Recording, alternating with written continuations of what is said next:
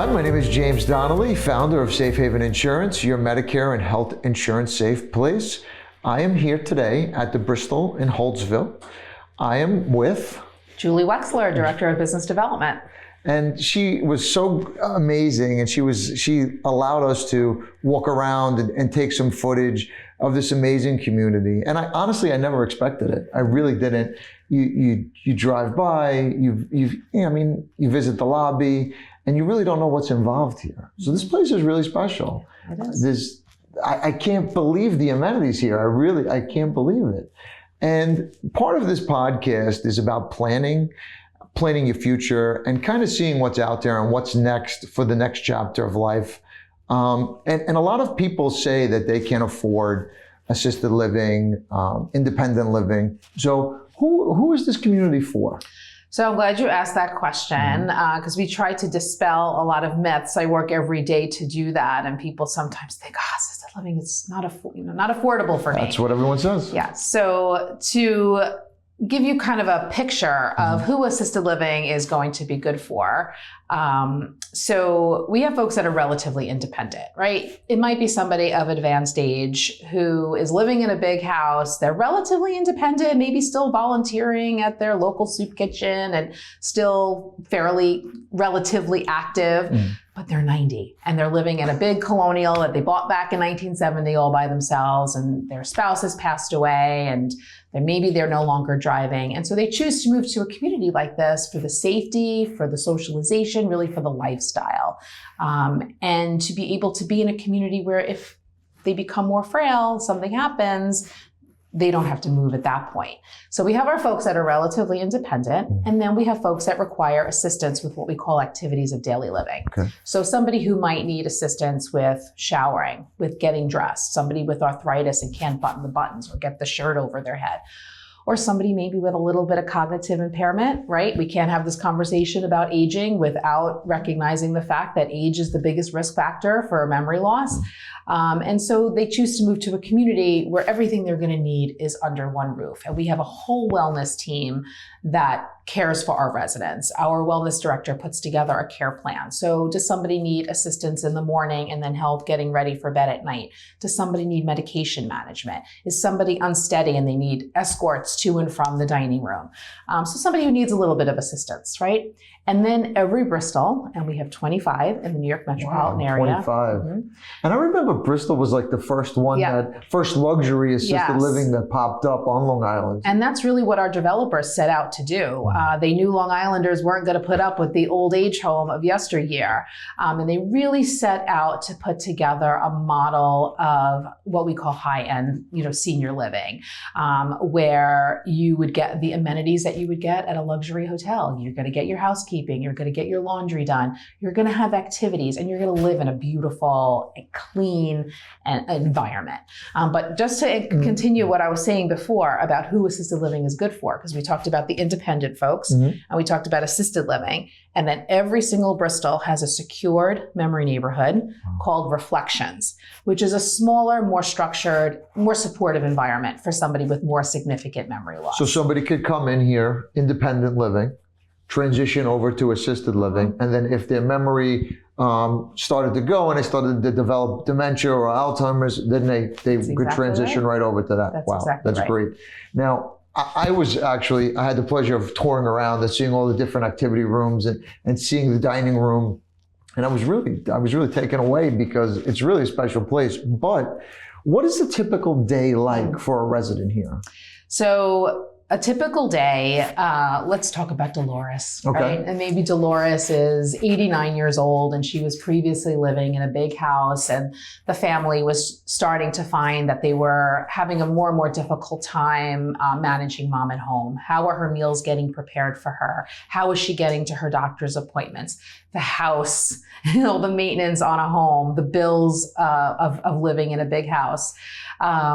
And the loneliness, right? The social isolation. And so she chooses to move to a community like this. And in the morning, An aide is going up to her apartment and helping her get ready for her day, helping her get in and out of a shower. And all of our showers are actually handicapped accessible. And gorgeous. Nothing to step over, nice wide doorways. You can actually pivot if you're in a wheelchair or walkers.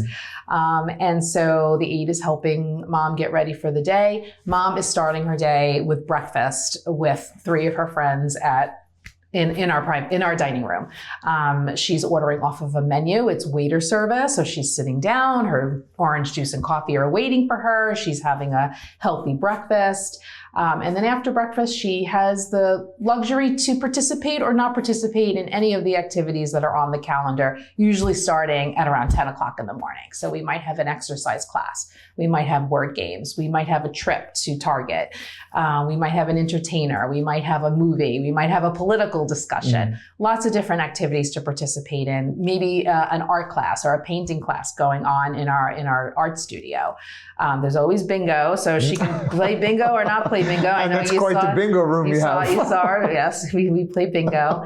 And she's having lunch, right? A healthy lunch at 12 o'clock. And then at 5 o'clock, she's having a healthy meal. Once again, sitting with her friends, and always a glass of wine with dinner if medically appropriate, of course. And so we're helping her with her medications if we're providing her with medication management. And so she's around other people. She's with not only a friendly staff. I know you noticed we were a little bit dressed down today. It happens to be Staff Appreciation Week. So here at the Bristal of Holtsville, it's a game theme. So and everybody got to wear and represent their team. Yeah, that was great. Yeah, so we have a lot of fun here as well at the Bristal, and that I think really just extends down to the care and love that we give to our residents. But in the evening, maybe mom is catching a movie. Maybe she's going to play, Mahjong or Scrabble or something with her friends. And then in the evening, an aide is coming up to help her get ready for bed. So there's no loneliness really, because there's no opportunity to be lonely. And there's so much interaction going on, and there's so many activities. The calendar took up half the hallway, and there was something. How often is there something going on? So usually every hour, every couple of hours. The day definitely has ebbs and flows, right? We all need a little time to rest, maybe right after lunch. But then by 2 o'clock, we're going at it again. And the beauty of it is you can be as busy as you want to be in assisted living, and not everyone's going to participate in the activities, right? We have people that, if they were, an introvert, we're not going to change that now, right? But a lot of times people say to me, oh, my mom, she's an introvert. She'd never participate in all these activities. Well, I know 3 activities mom is going to go to every day: breakfast, lunch, and dinner, right? And when she does go down for those meals, she is interacting with her table mates. She is interacting with the staff. And it does provide that anchor and that sort of, that opportunity to socialize with other people during the day. And that's so important as we age, right? We have this epidemic of loneliness. Assisted living really solves that problem. It is really so true. And I feel that loneliness creates a lot of cognitive issues. And that's where it just opens the door for dementia because of that loneliness and that mental health. It can be one of those things that exacerbates memory loss. And I just also want to point out that, yes, you saw our beautiful calendar, but we also have that parallel calendar going on in memory care. So in Reflections, in our memory neighborhood, it really is a smaller, more structured environment. The staff are specially trained in dementia care. So the way that we communicate with the residents, the way that we perform activities of daily living, the way that we run our activities, serve the meal, everything is modified to support them, to make them feel safe, and for them to have a successful, meaningful day. Now, I know growing up, my father always said, oh, we can't afford a place like that. We can't afford a place like that.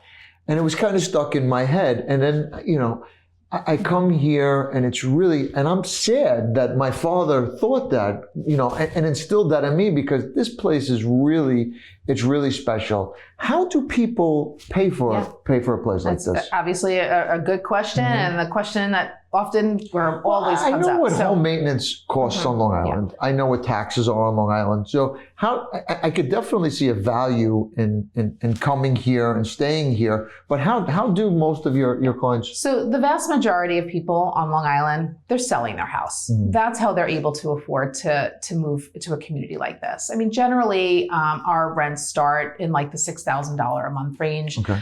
Even within the Bristal family, we do have different price points. But that is how most people are able to afford to live in a community like this. Certainly pensions, income. If you have long-term care insurance, there also is a benefit through the VA if you are financially eligible for that benefit. But most people find themselves, middle-class Long Islanders find themselves living in homes that they purchased decades ago, and they're no longer safe. They're lonely. It's a lot to maintain. And so they sell the house and they choose to move to a community like this, where a lot of the challenges related to aging, how are the meals getting cooked? How are you getting to doctor's appointments? It's all here. Everything is under one roof. We actually saw it. You have like a doctor's office downstairs. There's a special room for medication where I know we are always struggling with my grandmother's medication, laying out the pills for the week, making sure that she's taking them. So it's a struggle, but you guys do that all in-house. Yep. So like I said, we put together that care plan, and not everyone is going to be on medication management. If you could still manage your own medications, great. But we do have a whole wellness team. So the wellness team is made up of our wellness director, a case manager, and then Reflections also has its own director. We have LPNs, and those are the supervisors who are here, on most buildings 24/7. And they're overseeing the personal care aides who are providing the assistance with the activities of daily living, and also the med techs. It's a whole team of people who are really taking care of all those medications. We renew it, refill it, reorder it, make sure mom takes it. If the dosage changes, we're taking care of it. If mom has a side effect, we're calling the doctor. So it's really good communication, and we're really taking care of that wellness piece. And you had said they could see a primary care physician, they could see a podiatrist. It's all right here. Yeah. It's really great. It's just right here, mom, dad, they don't have to travel to the doctor. You don't have to worry about driving them. Taking a day off of work to take mom to the doctor. So convenient. It's really great. Now, I walking around here, I was saddened. And I was saddened because I think about my grandmother. And I think about the loneliness, because let's be real, everybody has a life, everybody's working. And then, we stop by, we see grandma, really it's the weekends. But Monday through Friday, she's by herself. And then you have a beauty salon here. And I know my grandmother used to love getting her hair done, getting her nails done every once in a while. And it's so great that they could just walk down the hall. And I know my grandmother was a gambler too. She loved her cards. But there's a card table, there's bingo. And I was sad because my grandma missed out on all of this. I really was. Yeah, well, it's a different way of thinking, right? People have this idea of living and dying in that house, right? And, that was a great concept when, the life expectancy was lower. But people are living now into their late 80s, 90s. We have a number of centenarians. Wow. Is it really practical and reasonable to expect people to live in a house that they bought back in 1965, 1970? The house wasn't designed for that. The house was designed for you to raise your kids, not to be of advanced age. So it's a different way for American families to think about aging and the benefits certainly of congregate living. But I know that, older adults very often, they want to leave that legacy for, right, to their kids. But is that really a reasonable expectation with people living longer? The longer you live, it's going to cost money. Someone's got to pay for it. And so if that house that you invested in and paid the mortgage for 30 years, that's your nest egg, right? I have a dad who lives at one of our communities. Okay. The legacy that my dad is leaving for me is I know that he's safe and that he's living a great life, and that he's going to be taken care of by great people. And it's something that people have to come. They have to tour the community. They have to see what's going on here, because otherwise people are making decisions based on rumors and assumptions. Yes. It's so important to just come, meet with you, walk around this 16 on Long Island? Yeah. 16 on Long Island, 25 in the metro area. Yeah. And every building has its own feel, right? You go to the North Shore or Bristol at Jericho, it's going to be very different than the South Shore, the Bristol at Safehaven. There's a pool here. Yeah. There's a putting green. This is, I wanted to stay here. This is really great. And families usually are most concerned about the care piece, right? Like people don't just wake up one morning and decide they're going to call the Bristol. Usually something's happened in their family's life. Maybe dad has passed away and now mom is home alone, or mom has, a UTI and has landed in the hospital and now rehab, and the family's really struggling with making some really tough decisions. So when they speak to our director of community relations, usually that very first phone call, we're going to ask a lot of questions because we really want to get to know, obviously, what's happening in mom's life that made the person want to make the call, but also what's important to this family. What is this daughter who's now called us, or the spouse caring for their husband with dementia? What's important to them? What are they trying to achieve? And so we're going to ask a lot of questions during that initial phone call. But our goal is always to get them into the building, because people don't understand what we do here. And walking into the building, you're like, oh, like this is actually pretty nice. And it's a friendly place, and there's no odor, and it's clean, and there's activities going on. It's not a nursing home by any means. It's really It's a very different way of thinking about senior living and thinking about luxury getting care. Yeah. At an affordable rate, really.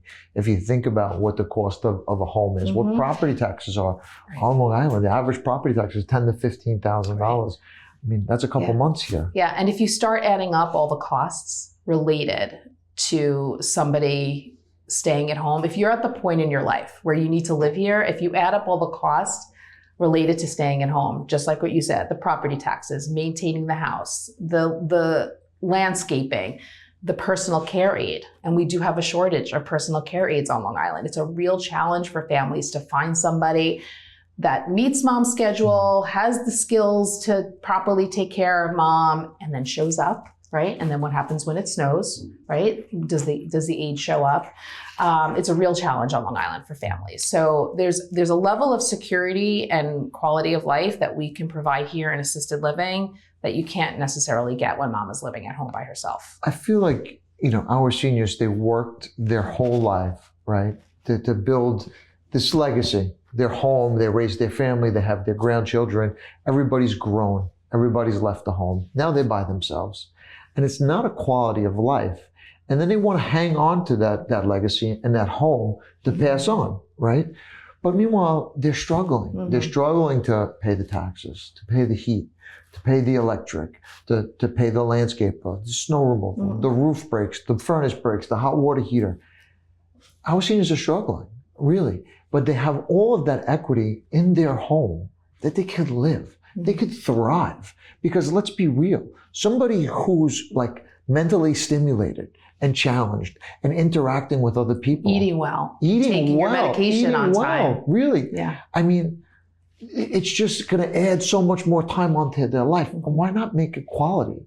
Why not use that resource and come stay in a place like this? Because it's really, I could definitely see it extending your life and making it more enjoyable. Instead of sitting home depressed, watching, Dr. Phil or, I don't watch daytime television, so I have no idea. But they could be here interacting, doing activities, like really living their best life, because sitting at home on the couch is not living your best life. It's really not. Yeah, and it's not just that. It's being able to get to medical appointments, being able to eat healthy foods, making sure you're getting those medications, making sure you're getting physical and activity, social stimulation. Those are all the things that are going to lend for aging well and aging in a healthy way and aging with quality of life. Well, this is really great.